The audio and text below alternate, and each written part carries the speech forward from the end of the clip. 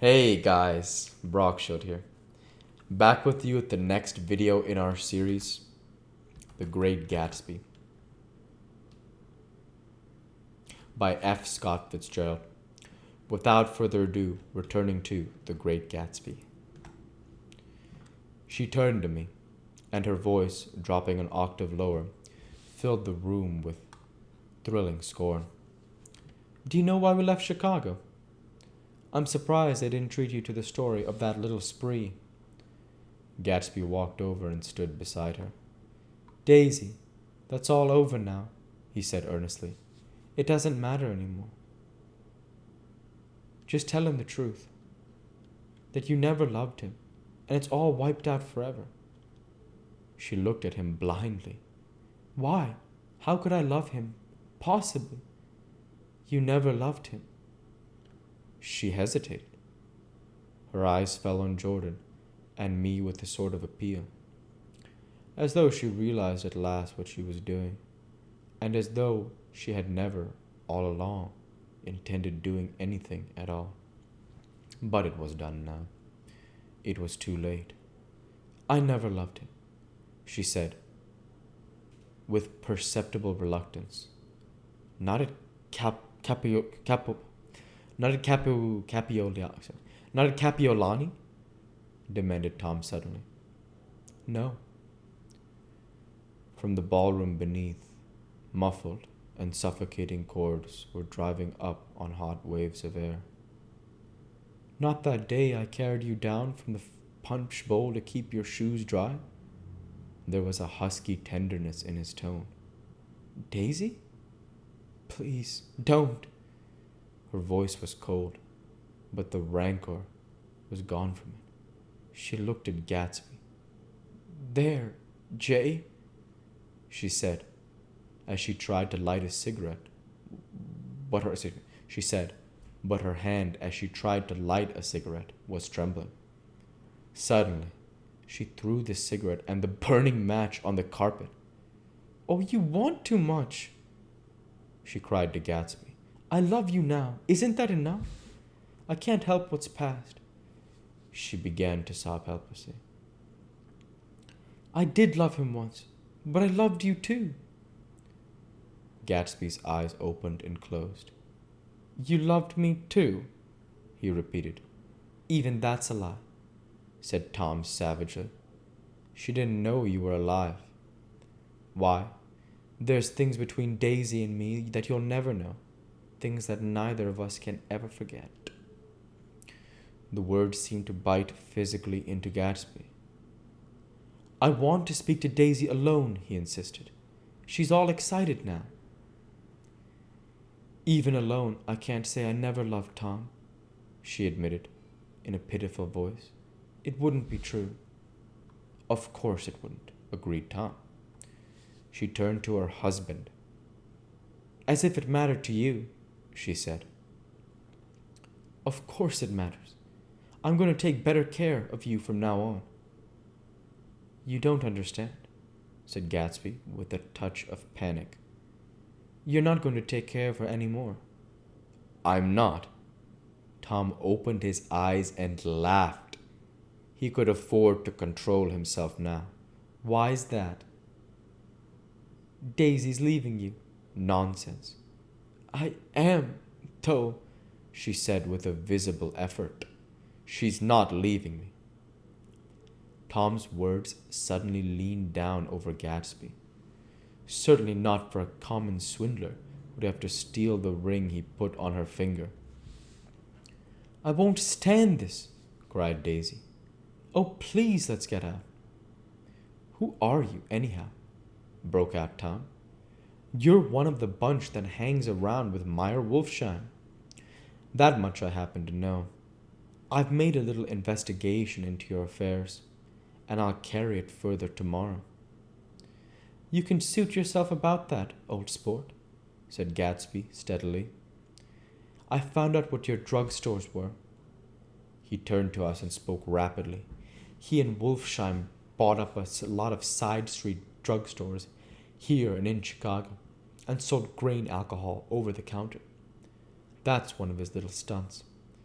I picked him for a bootlegger the first time I saw him, and I wasn't far wrong." "What about it?" said Gatsby politely. "I guess your friend Walter Chase wasn't too proud to come in on it. And you left him in the lurch, didn't you?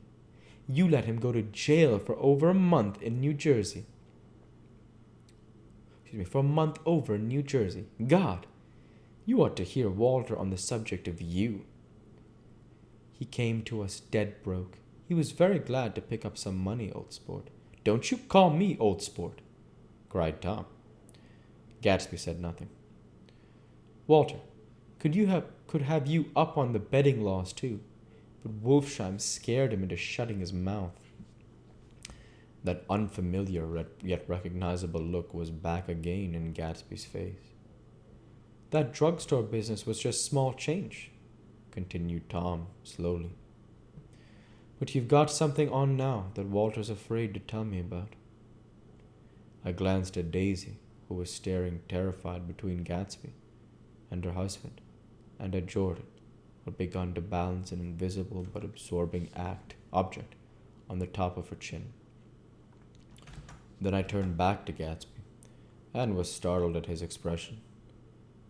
He looked, and this is said in all contempt for the babbled slander of his garden, as if he had killed a man.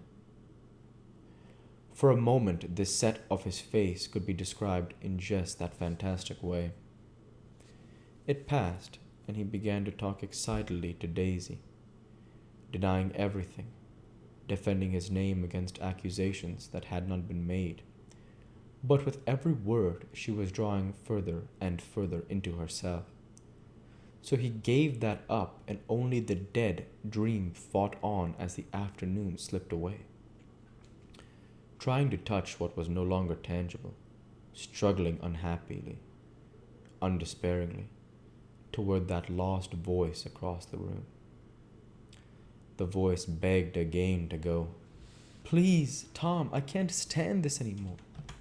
Her frightened eyes told that whatever intentions, whatever courage she had had, were definitely gone. "You two can start on home, Daisy," said Tom, "in Mr. Gatsby's car." She looked at Tom, alarmed now, but he insisted with magnanimous scorn. "Go on. He won't annoy you. I think he realizes that his presumptuous little flirtation is over."